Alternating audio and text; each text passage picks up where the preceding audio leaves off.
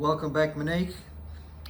Today we're going to do a traditional barbell series of exercises, and most people are going to have barbells.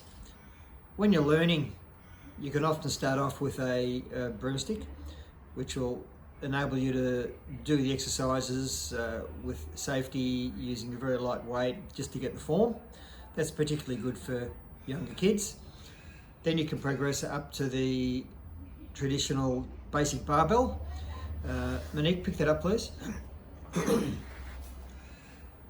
they make these in a range of weights, anywhere from 8 to 15, 16 kilos, and they're all roughly the same diameter, it's just that the heavier ones are longer. You'll see here that they have some knurling, so a rough section. That's to get a better grip, and you can use that as well to get some symmetry, because you should be bilaterally symmetrical, i.e. you should be holding it so the center of the bar is along the center line of your body. They have some flanges near the end, so that you can slide other weights on. All right. And for most of the majority exercises, you note that you have your thumb around the bar. Okay, so that is for safety.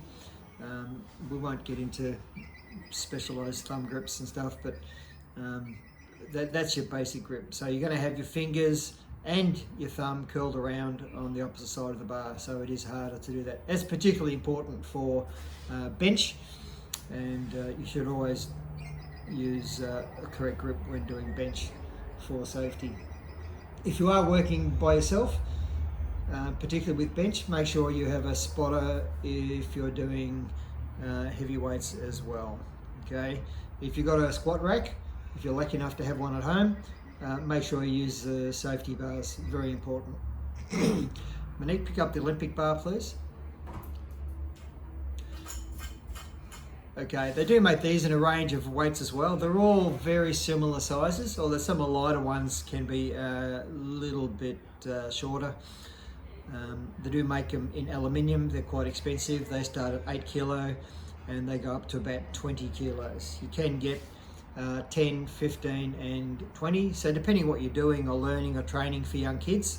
The difference here is you'll notice they've got more and different knurling and smooth spots.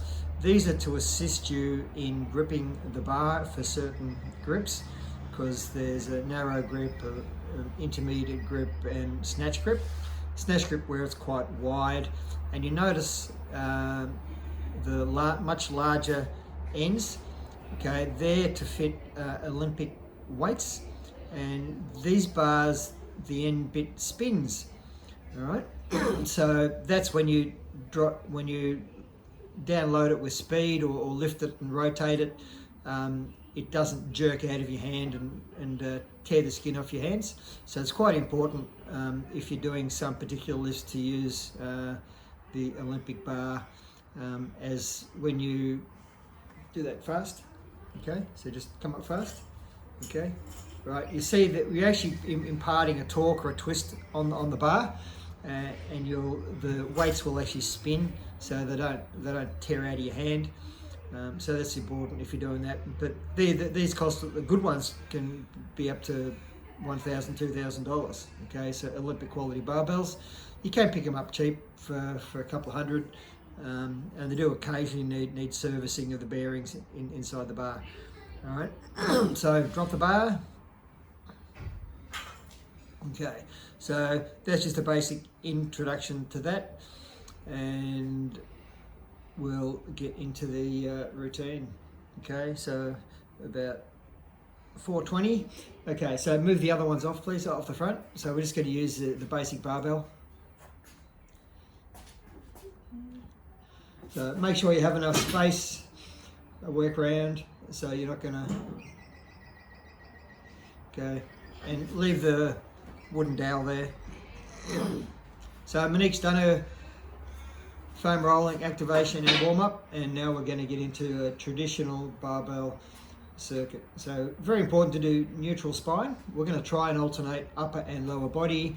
And first one, which is a good thing for hip mobility, is we're going to do RDL All right, so neutral grip, all right, overhand grip, and she's maintaining neutral spine, and she's just keeping the bar close to the body and hinging at the hips.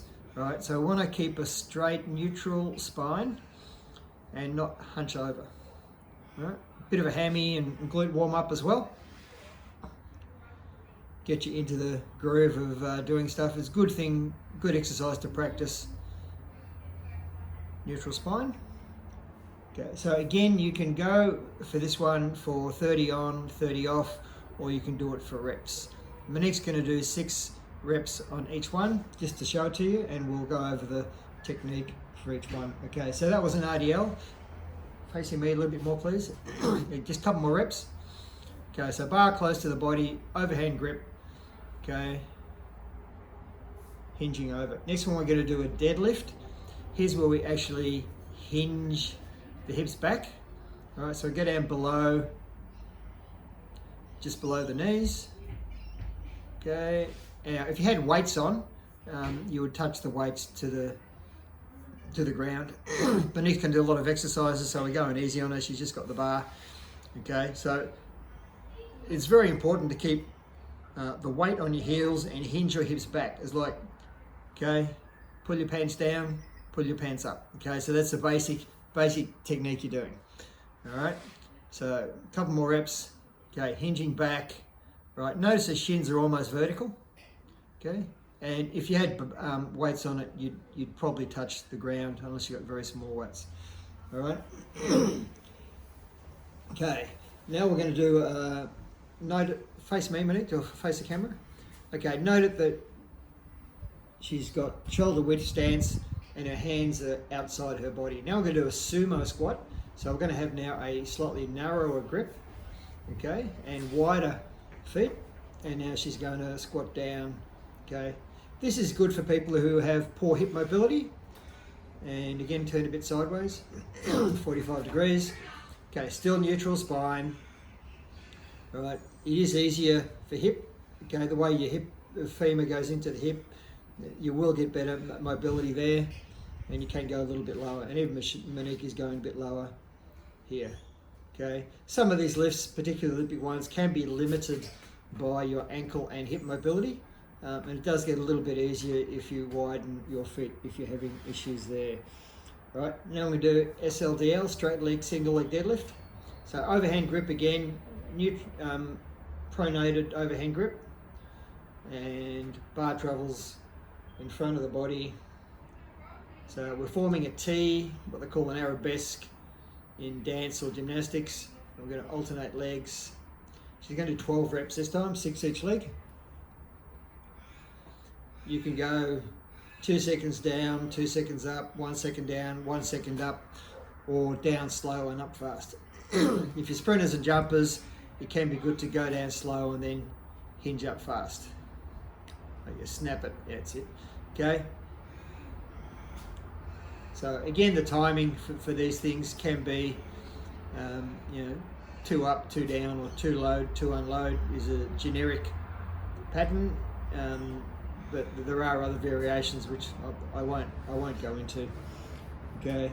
So she's done her SLDL. Note that you can have a straight leg or a slightly bent leg. Okay, show it straight leg. Okay, this is quite a bit harder because you can't go down. It's a harder workout on the hammies. Or you can do bent leg. Okay, that's easier to do. Good for balance too, this exercise. Next one is going to be a front squat. All right, so note Monique she's holding it on the fingertips. The thumb is sort of gripping it. She's got her upper arms horizontal, elbows up, and just holding the fingertips. To face me, Monique, please.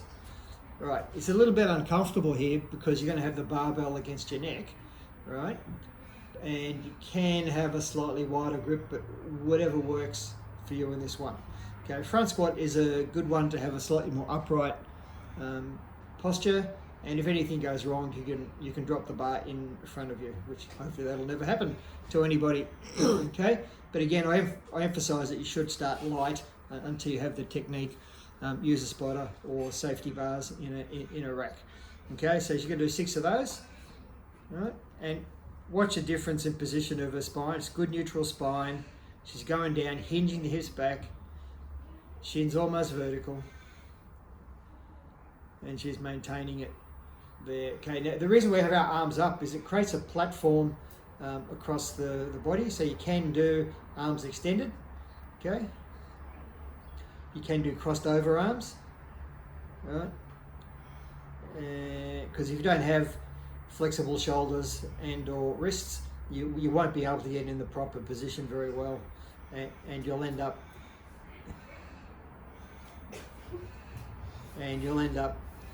doing, show them that position, Monique. Yeah, right, and elbows down. Okay, so you hold it in front of you. Okay, now a lot of people when they're learning have it in that position. That's okay if you've got a light bar, but you suddenly got some real weight on there and you're actually supporting the bar with your arms. In the proper position, okay, you know your shoulders and your body supporting the bar, right? So that's a better position. Okay, next off we can do bent over rows. We've got the bar in front of us. Okay, so this is a surprisingly difficult one to do right in terms of position. So notice she's hinged over, almost like a Romanian deadlift or RDL, and she's pulling the bar straight up into her body in a rowing mechanism. Okay, so just pulling it up, 6 reps. Okay, notice she's bent over quite a lot. A lot of kids particularly haven't got good hip control or understand what their spines are doing, and they will actually hunch over. So it's important to try and learn to get that hunch over. If you've got a mirror, you can look at yourself sideways and see if you're a hunchback or a straight back, or as we call neutral spine.